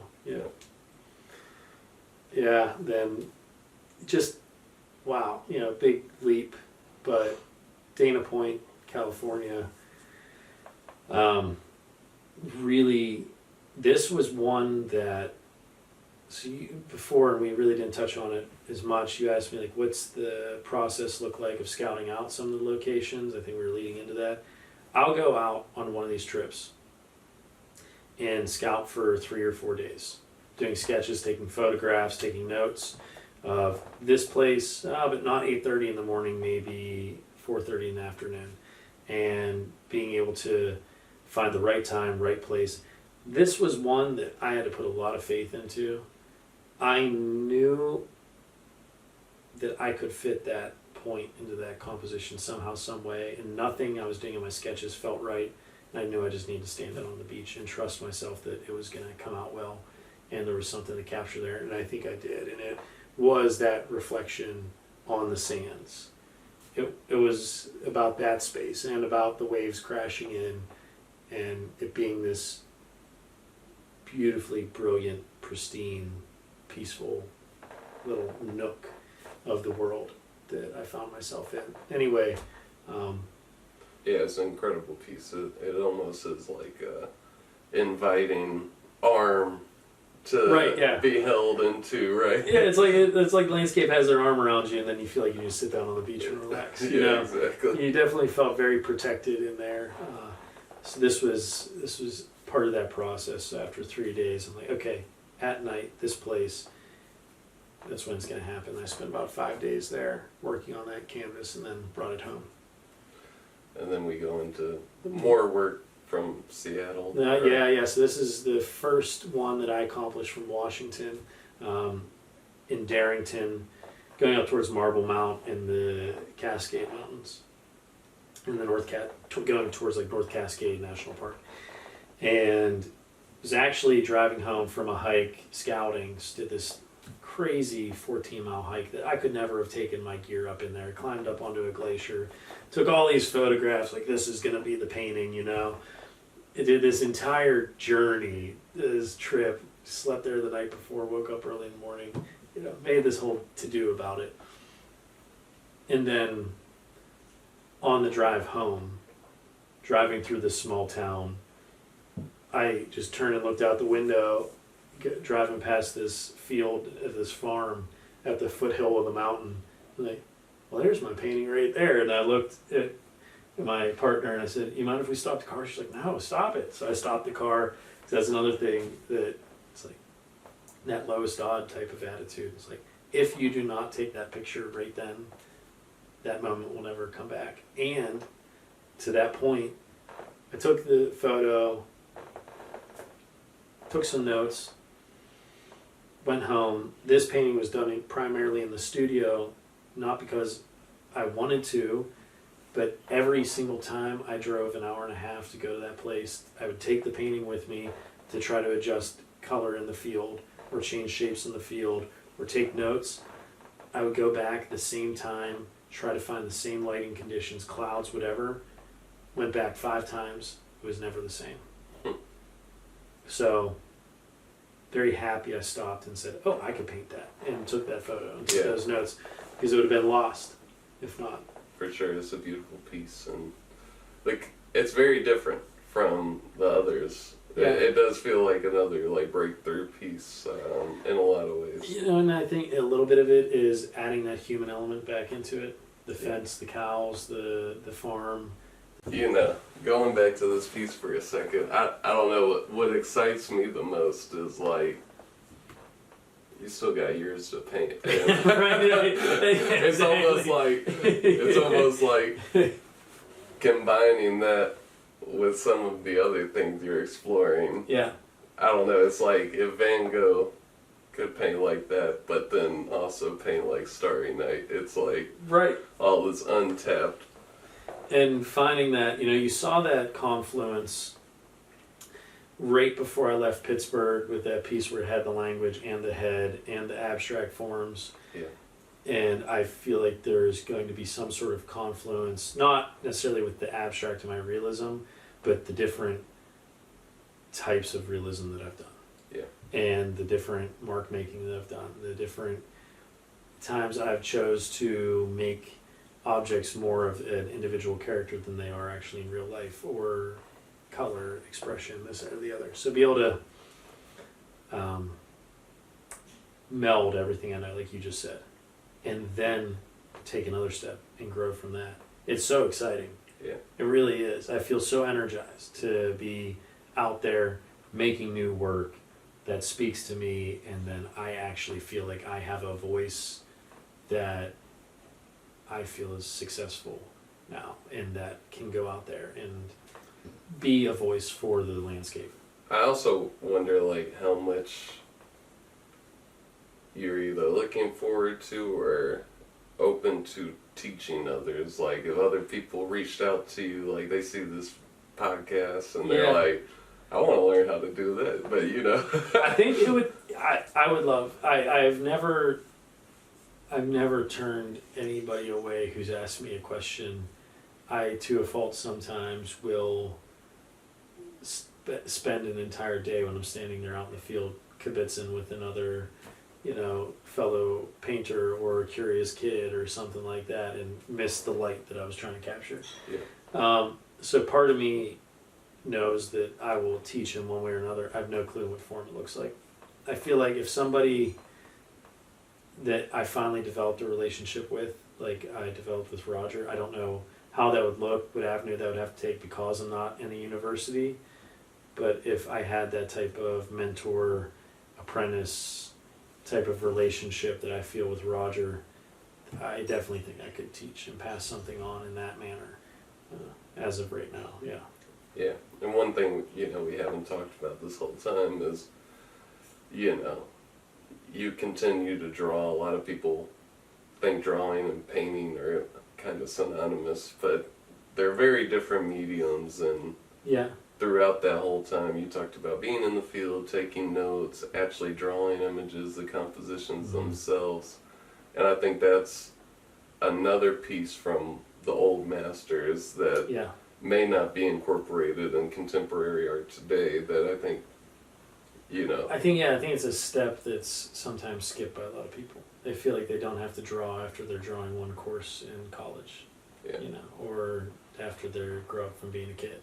And it's so vital to understanding how form and space and value works. but also in planning and helping you visualize things. They should be synonymous. They should always be done in conjunction with one another. Had a phenomenal course where that's what we did. We used all traditional techniques and materials, and we would draw in silver point, draw in charcoal, draw in pastel from life, from the figure. It's called classical rendering, with another a professor I'm very fond of, Jason Zimmer, and he did a phenomenal job teaching that. But I carried that on with me because, like you said, it's part of that tradition and that heritage. And there's so much we can learn. Like when I go to a museum and there is a case filled with the drawings and sketches of that artist, I am more fascinated with those than I am the paintings. I could care less. I want to get in their head. The methodology. Yeah, I want to get in their head. I want to see how they handled form and shape and how they planned out a composition and the notes they took in the side margins. I love that. I eat it up. Yeah. Yeah, it just really helps you understand what their process was, what's important to them, what they were thinking about. And I went to go see an Edward Hopper exhibition in New York not too long ago. And wow, talk about someone who did meticulous documentation and note-taking about every single thing that I do in the field. And it was really funny because I went to that exhibition and there was this one particular painting he did of this horse racing through Central Park, and there's this building in the background, and the notes on this particular drawing said, this window is this color, and that window is this color, and this awning is that, and this grass is this, and the helmet of the whatever. All these different colors. And that's how I take my notes. I say, this one's the most green, this one's more blue than that one, this one's lighter, this one's duller, this one's darker. And it's just a drawing with a bunch of numbers and words scribbled all over it. It means nothing to anybody else but me. And then I saw he was doing the same thing. I'm like, oh man, this is great. And I called Roger. I was like, hey Roger, just got out of the Edward Hopper exhibition. He's like, oh yeah, what'd you see that you loved? And I told him that. He's like, well, where? And before I could even tell him what painting it was for, he's like, you mean the notes from the painting of the horse going through New York City and Central Park? I'm like, yes. He's like, where do you think I learned how to take notes? So it's just one of those things where it's, even if I'm not trying to be part of that conversation, that tradition, I find myself being part of it, Yeah. Can't escape it.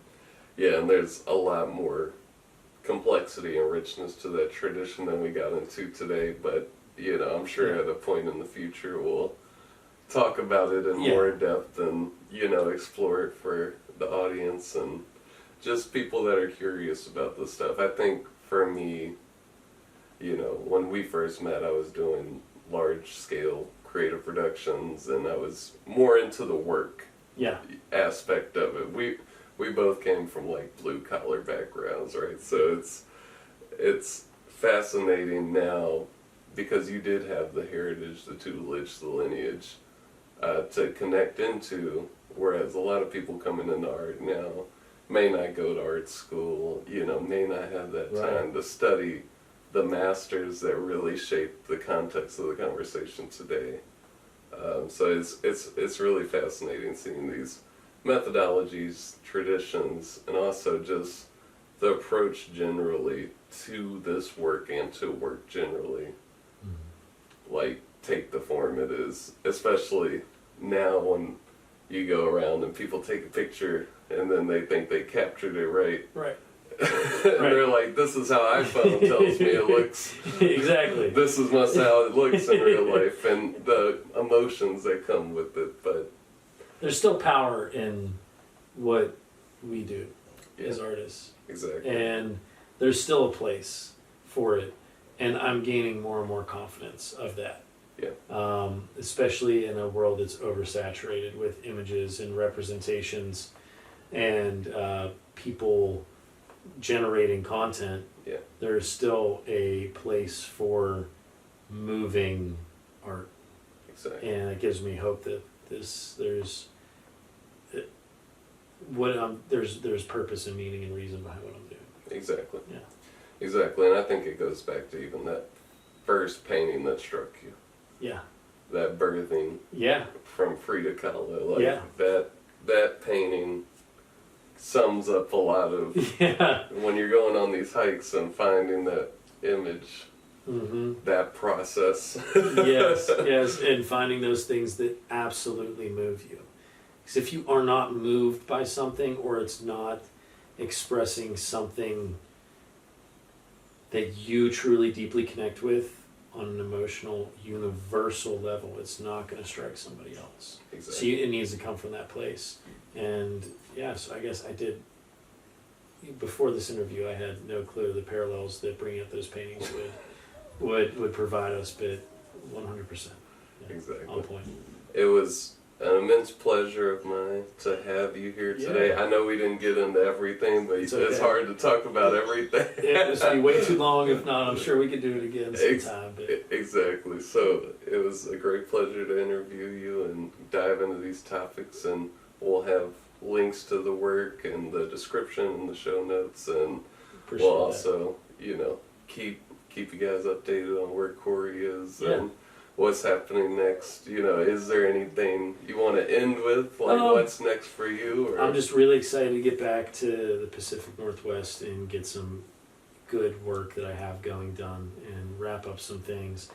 I'm going to be getting all my work together in one place to be able, like I said, I want to start approaching foundations and organizations that have the ability to support the vision of the goals that my vision has of being able to get out there and capture the American landscape and preserve it and share it.